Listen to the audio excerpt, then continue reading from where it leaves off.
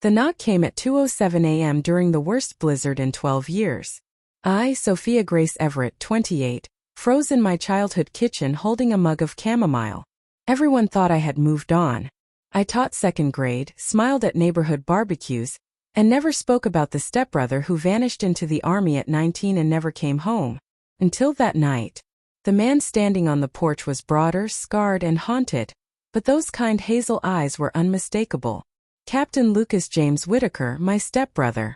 Lost during a classified training operation in the mountains of Afghanistan 6 years ago. Declared presumed dead after 2 years of silence. The army had finally found him. Alive, broken, and discharged. He didn't speak at first. Snow clung to his uniform. Then he stepped inside, closed the door, and pulled me into his arms. The hug lasted forever. 12 years of silence melted in that single embrace. I cried into his chest like the 15-year-old girl he left behind. He smelled like pine, cold wind, and home. Our parents were away in Florida. The house was ours. For days the tension simmered like the storm outside. Lucas moved like a ghost, quiet, careful, always watching me. I felt his eyes when I cooked, when I laughed nervously, when I wore his old high school hoodie to bed. The taboo hung heavy between us. Stepbrother. Presumed dead hero. The girl who never stopped waiting. Late on the fourth night, at 1:44 a.m., I found him in the basement rec room staring at old photos. I sat beside him. "Why did you never write?" I whispered. Lucas's voice cracked. "Because I fell in love with you before I left, sophomore. I was 19 and you were 15 and it terrified me.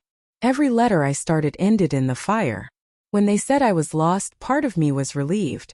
I thought you'd be free to live a normal life." The confession poured out of both of us in the dim lamplight. I told him how I turned down proposals, how every man felt wrong, how I kept his dog tags hidden in my drawer like a prayer. The air thickened with forbidden heat. Step-siblings, 12 lost years, a town that still called him a fallen hero. The audience would expect tragedy here. The broken soldier returning only to destroy the innocent stepsister with his darkness. Guilt. Rejection. Ruin. Instead, Lucas pulled back slightly, eyes fierce with clarity. "I came back to set you free, not chain you," he said. "But if you tell me you feel even half of what I feel, I'm not running again. We'll face everything." Family town whispers. Together. I kissed him first. Slow. Certain. Years of waiting exploding in one perfect moment. We told our parents a month later over a quiet dinner. Tears fell, questions were asked, long silences stretched. But in the end, Mom hugged us both and whispered, "You two have already lost enough time." Today Lucas works with veterans in Denver. I still teach.